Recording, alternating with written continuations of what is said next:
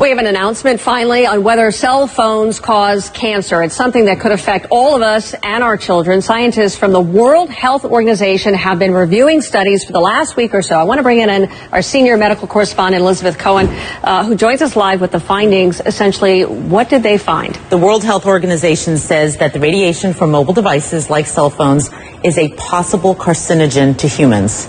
This is a very big deal because you and I have done segments about this before. Sure. It has gone back and forth. And this is really the first time that a large group, and it doesn't get any more sort of prestigious in many ways than the W.H.O, to say that it's a possible carcinogen.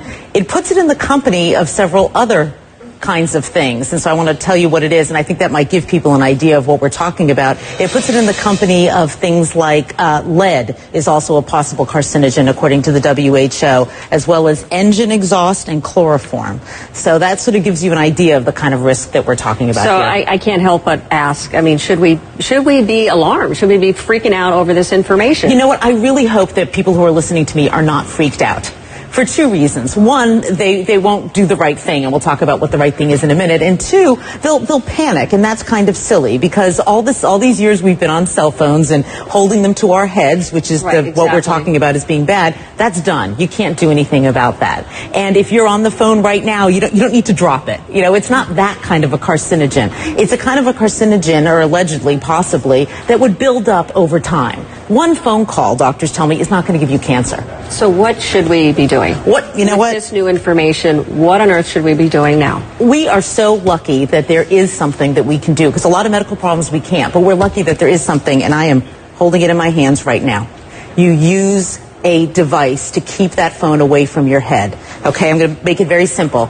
This is what experts that I talk to don't want you to do. This radiation is very close to your head. The minute that you put one of these in, you can hold the phone at a distance. At this distance, that radiation is dissipating.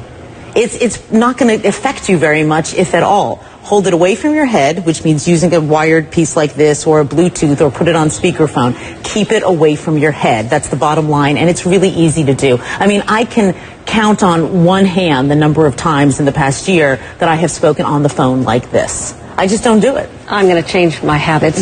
Do you have any idea, or did WHO say anything about whether or not it can be on your body, on your person, in a pocket, in a holster, anything like that? Did they weigh in at all? WHO really focused on gliomas, which are brain tumors, because that's what a lot of the studies have been on. But Suzanne, I've certainly spoken to experts who say that they themselves do not carry it on their bodies, that they figure why take that risk if there is a risk, and so they will carry their phones in their purses or in a briefcase. They'll try to keep it a bit of a distance away from their bodies, but the jury is still out on that. And what do you think cell phone companies are going to do? How do they respond to this? Is there a way that they can manufacture a safer phone, or?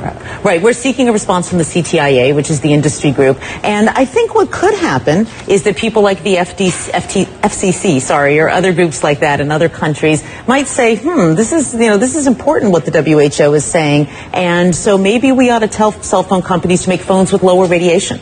That's a possibility. They may say, tell cell phone companies, go back to the drawing board, come up with a phone that emits less radiation.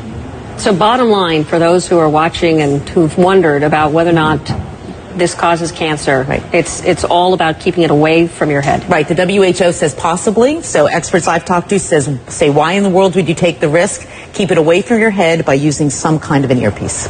All right, Elizabeth, thank you so much. Thanks. It's something a lot of people have been asking and wondering, and clearly we have something that is rather conclusive from a very prestigious organization. It is a big deal. It is. All right. Thank you, Elizabeth. Thanks.